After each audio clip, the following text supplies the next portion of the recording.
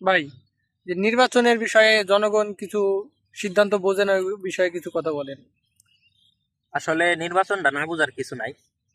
আপনি একজনের ভোট দিবেন, একজন জয়যুক্ত হবে, কিন্তু আপনি এইটা ভেবে ভোট দিবেন না আবার যে সবাই ভোট দিতেছে যে একটা দলরে, তাইলে আমি যদি আরেক দলের দিই তাহলে তোমার ভোটটা নষ্ট হইব। এই চিন্তা ভুলেও করবেন না, ঠিক আছে? কারণ কি হলো, একটা দেশের জন্য আসলে বিরোধী দল যে থাকে সেটা শক্ত হওয়া দরকার। কারণ বিরোধী দলকে বলা হয় দেশের জন্য কল্যাণকর।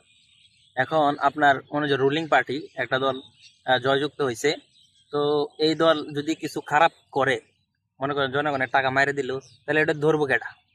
ধরতে হলে বিরোধী দল দরকার। আর বিরোধী দল শক্ত হলে আপনার মনে হয় দেশটা ভালো থাকবে।